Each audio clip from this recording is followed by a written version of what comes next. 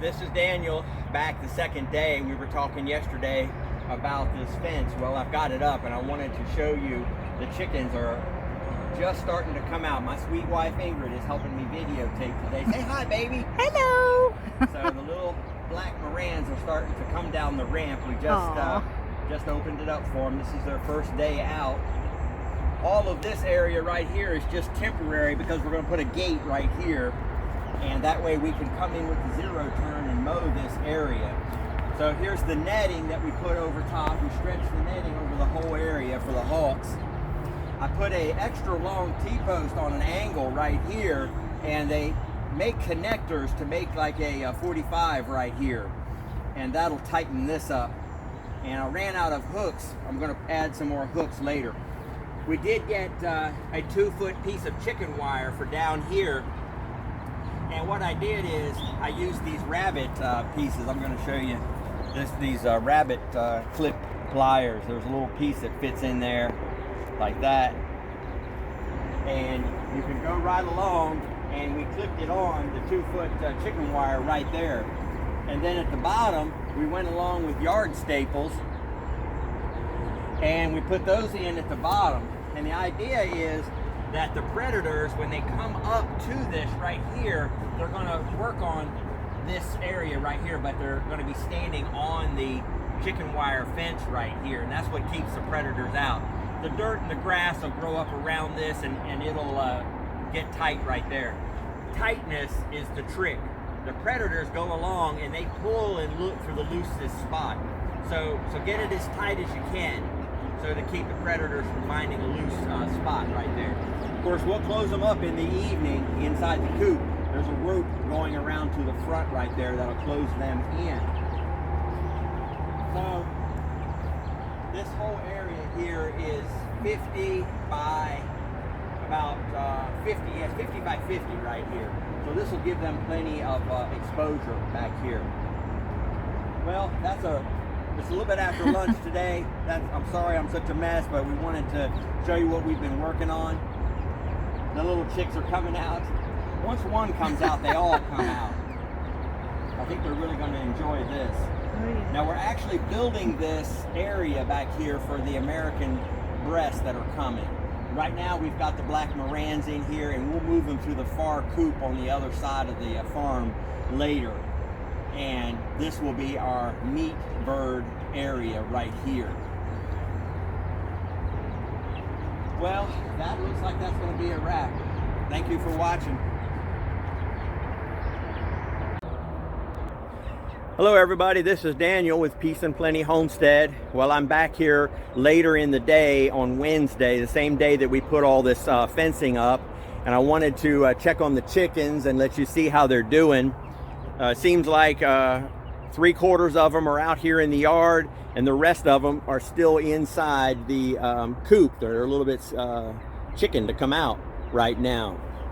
But I wanted to mention one of the things that we did out here today was we had to run this fencing down through the woods, and this area on the property is full of poison ivy, full of a lot of poison ivy in here.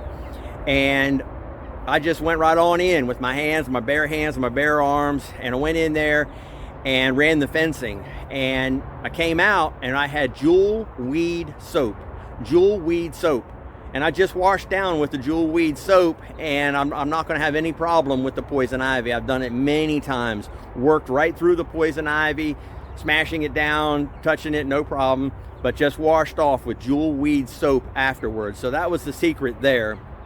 Wanted to let everybody know about that, and that we've got this this little section done. I'm going to turn the camera around and let you, sorry about the sunlight, let you check out the chickens. Hopefully they won't want to stay out here tonight. I'm going to have to come out here. I do have a small light set up inside of here so that tonight it'll come on, and I think it'll draw them in. Now they've been in here for about 5 to 6 days already, so they're used to this. They know that this is a good roosting place, so I expect them to all be in here tonight when we come out to check on them. If not, I'll have to pick them up and put them in here so that they'll know that this is the place to come to. If I come out here tonight and they're not in here and I have to pick them up and put them in, what I'll do is I will let them out closer to dark for the next 2 or 3 nights. That way they will go back in here on their own, where they won't forget about this, where it's been too long. Now I let them out today at about 2 o'clock. So they should be okay. That should work to train them. Plus they've had 5 or 6 days here already. But if we have any problem, we'll just go back to letting them out 2 or 3 hours before dark, and then they'll get used to this being their main place to be safe right here. This is the little Joe Salatin style meat bird that we use. It's just a small version, so when the chicks come. So we're going to put the American breasts in there when they get here, and we'll also put electric fence around them. We paid like $30 a piece for those chicks. So this is a big ordeal for us coming with the American breast meat birds. The sun's a little flickering through the trees right here, but I wanted to show you how I ran the fence right along and behind this stump here. And what we're going to do is put the when we clean out the coop, we'll pile up future compost right there from the chicken coop, and I can come in and scoop it up with the tractor, and I can still get by and make it down to the back of the property through here. So this all works out fine. Like I said, Jewel Weed Soap, keep that in mind. I'm going to show you what else I was doing today. We finished this up on Wednesday at about 2 o'clock. We were being productive, finishing our tasks for the day, even though we had to work through lunch. Same as Tuesday, I worked through lunch to process those 25 birds, but being productive is important on the farm, completing jobs and moving on and not having to come back to them, and the restart time and the reset up time. Just go ahead and press on through sometimes and finish is the key to being productive. I went in at about 2, 3 o'clock on Wednesday when we finished this, and was resting and eating lunch when the phone rang and the tractor was ready to pick up from the repair shop. So I'm going to show you that right now, what we had done to the tractor. Okay, we're down here at the tractor now, and I wanted to use the second half of this video to talk about the second half of Wednesday, which was when we finished the fence for the black Marans. They called and said the tractor was ready, so I was able to run up there and grab this. So we had several things done. Brand new R4 industrial tires installed, and what we had on here before was the ag tires, agricultural tires. And the problem I was finding is that the front tire, the sidewalls, would give out. I'd be turning, I'd be going over a hill or around a corner or whatever, and the right front would tilt down and compress and just collapse on me, and the left rear would be lifting up, and it would feel like I was actually going to fall over, tilt over many times on different projects around here, go in a little tiny bit of a rut or a soft spot, and the tractor would want to roll over on me. So these industrial tires are a lot stronger on the sidewalls. And the rear tires are filled so that I have the weight now to keep the back left of the tractor down and the right front up with the stronger sidewalls. So I think I'm going to be really happy with that, doing that. I think that's going to work out well. While I was there, I picked up extra oil and oil filters, enough to carry me through for about 450 hours. Because of the oil shortage for diesel tractors. It's starting to be a real problem. You're hearing more and more talk about that, and I wanted to get some extra oil. So I did that.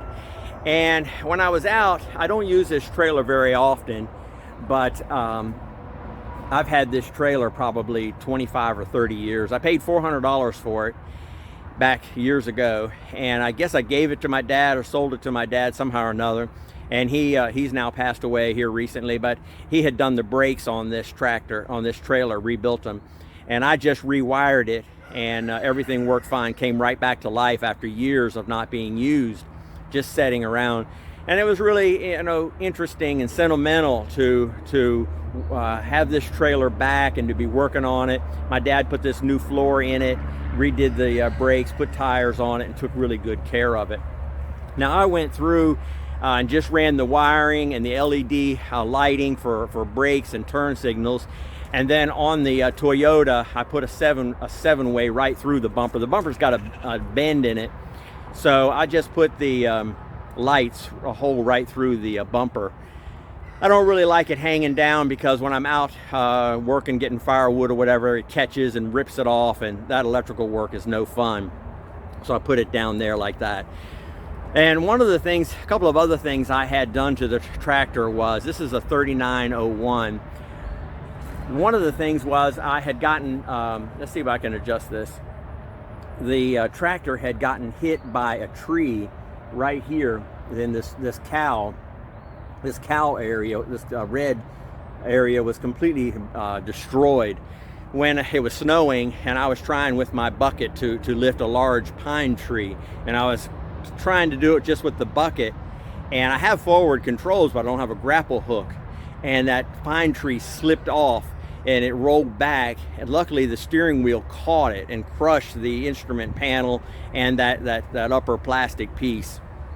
If the steering wheel hadn't caught it, that'd have been a mess, because I was definitely outside of my really comfort zone or equipment wise. I didn't have the proper equipment to be doing that. But I did order a grapple hook. It was $400 higher than just a few months ago when I checked on it. I think 6 months ago, 8 months ago. It's up $400 now, from 19 something to 2,300 right now, maybe $300. Say 350.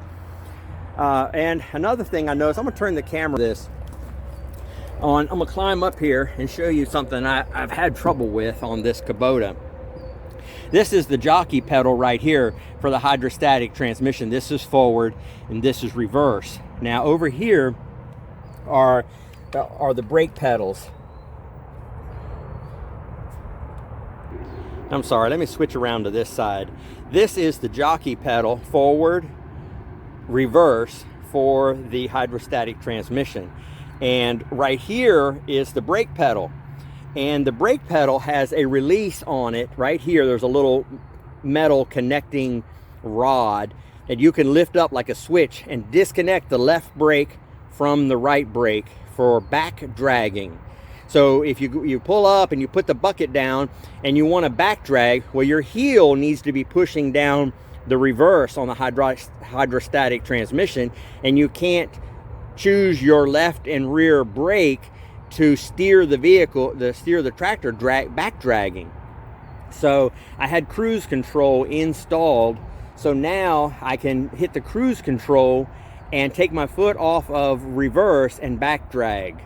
So that was another thing that I had done. This is the hood right here in the instrument panel. Had that replaced, and the pine tree got caught right here by this steering wheel.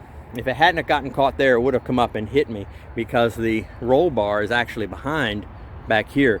So we're going to go ahead and invest in a grapple hook so that we don't have that problem with mulch and with large trees and things. And this tractor already has the forward controls. These are the lines right here coming up, and it runs down here to the front of the tractor right here. These are the forward controls for the grapple hook, and it's got a different joystick from just a regular loader. Now it's got the switches right here for the grapple hook. So that'll be exciting. When they had to order it, somebody they had sold the last one already. Well, we'll take a break and we'll get back and see what else we can